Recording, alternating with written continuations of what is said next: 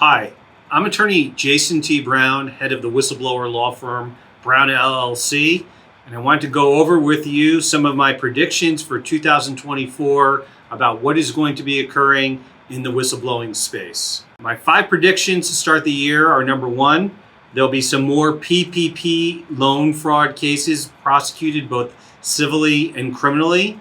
2, under the False Claims Act, once again, there'll be over $2 billion worth of settlements, if not even over the $3 billion threshold. 3, as a subset of the False Claims Act, there's going to be a lot more customs fraud type of cases that break, particularly as it related to circumventing and bypassing the tariffs imposed upon China. Number 4, everybody's favorite topic, cryptocurrency. Some more crypto companies are going to go boom and bust. And as a result, some crypto players are going to be criminally indicted, and there'll be some cryptocurrency settlements, both with the SEC and CFTC, as they engage in their turf war over who's handling that. And 5th, although last is first, there's going to be some first to file fights under the False Claims Act. And although those are highly technical type of things, in short, what it means is if you think you have a case under the False Claims Act, you better be first to file. If not, you may be prepared to receive nothing for all your information. Let's go full circle about what we were talking about here. My predictions for the year for 2024 in the whistleblowing space. Well, PPP loan fraud. You all heard about it. It's prevalent. It's really everywhere. We've talked about it quite a bit at length, but I do predict there will be another wave of indictments. People will go down criminally as a result of their conduct in procuring payroll protection program monies for their businesses when in fact they didn't need them. But when I say they didn't need them, that's not really the benchmark for what these lawsuits are about. For PPP loan fraud, essentially what we believe is actionable are cases in which companies falsified their eligibility but are solvent companies. A lot of companies really were fake.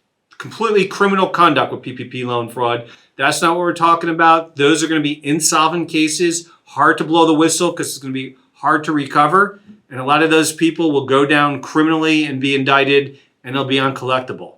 The PPP loan fraud cases under the False Claims Act that we believe will be actionable is where companies actually deflated instead of inflated their census. When I say deflated, there were certain eligibility requirements. Those requirements indicated less than 500 individuals at their company or less than 10 million in revenue.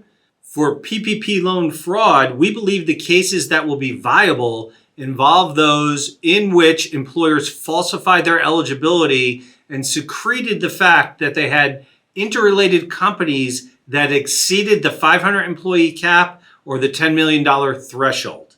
We've already seen one case just break at the end of 2023, and I suspect there's quite a few more out there. You can't talk PPP loan fraud without talking about the area in which it's a subsect of, which is the False Claims Act.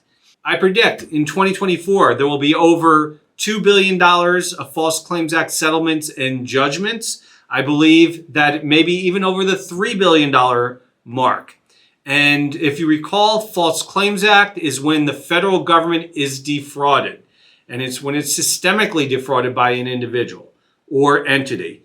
Generally, False Claims Act settlements and judgments are in the space of Medicaid fraud, Medicare fraud, defense contractor fraud, and pharmaceutical fraud. And you also have analogs to the False Claims Act where different states like California and Illinois have private insurance. If private insurance companies are systemically defrauded, those are also actionable as well. Now, there's all sorts of scams and schemes that companies employ. Some of the bigger ones involve kickbacks, upcoding, routinely and reflexively providing services that are not needed, or billing for the services that they're not performing at all. And as you can see, year after year, no matter how prolific and profound the conduct is and how much publicity there are about the respective cases, companies can't help but but engage in these different schemes and different types of fraud. Area number 3 that I predict will be much more emerging under the False Claims Act. It's a subsect, just like PPP was, is customs fraud. There's a whole bunch of information out there that companies that originate goods from China are falsifying the origin of the goods to evade paying tariffs. Generally, the tariff in China is higher, so what they do is they drop ship it, put it to a separate country other than China, do what's known as a superficial or cosmetic change, and then argue that there was actually significant change so they can use the second country as the country of origin to evade the taxation in China. I think that the federal government is looking to make an example of much more companies which is actionable under the False Claims Act. Our 4th area, which is everybody's favorite right now that the ETFs have been passed, is cryptocurrency. 2023, we saw the year of Celsius overheating and Sam Bankman-Fried going to jail and probably staying there, being found criminally guilty for essentially what was a Ponzi scheme for FTX. I think the Celsius overheating also will result in other individuals going to jail. That bankruptcy is still full on as we speak right now. We'll see how that winds down. Unfortunately, it seems like the individuals who are earnest depositors and earners in Celsius are still getting burnt by the heat and the really what I consider is a poor resolution. Notwithstanding that, there are opportunities for individuals inside crypto-related companies to blow the whistle using both the SEC mechanism and the CFTC mechanism. Is it a security or is it a commodity? We're going to find that out because right now, for argument's sake, this SEC and CFTC are doing a little turf war over who has jurisdictional authority to enforce regulations against these companies. And I predict in 2024, we will see some more activity along with criminal indictments and some hopefully record-breaking awards in the cryptocurrency space, particularly if I do a 4A prediction, anti-money laundering. There's an anti-money laundering whistleblower statute. It's on the books. It helps shut down really people that are doing prohibited type of conduct, that are concealing the origin of funds, such as with sanctioned countries like Russia, using US banks when they're not supposed to be doing that.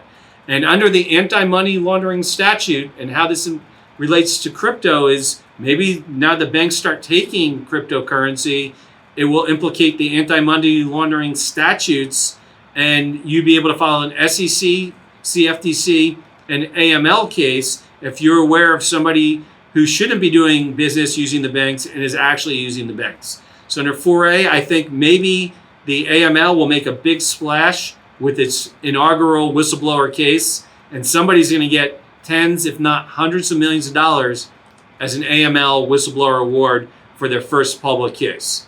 Again, this is just a prediction.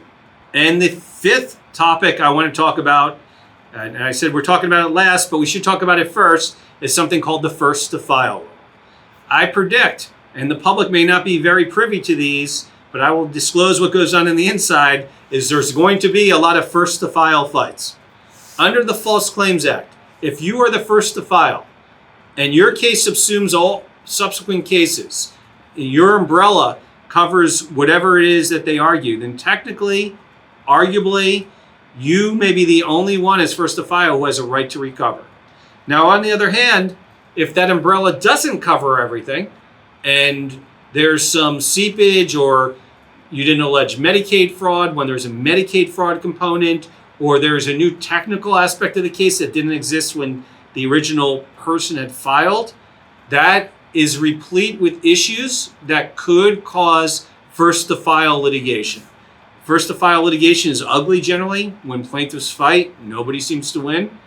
Oftentimes these cases are settled behind the scenes. So my prediction could wind up being right, and nobody may know about it at the end of the day. But the key of the first to file rule is if you have information that you believe is actionable that implicates a company violating the False Claims Act, you better try to get that into court as promptly as possible, or you're going to be in an inferior position at the end of the day to collect a whistleblower award. What did you think about my predictions for 2024 for whistleblowing? Do you have something that you'd like us to talk about?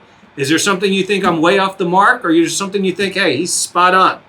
Whatever it is, leave a comment, or if you want a free confidential consultation, please call our firm, Brown LLC, by calling 877-561-0000. The call is free and confidential, and we're only paid in most instances if we win your case.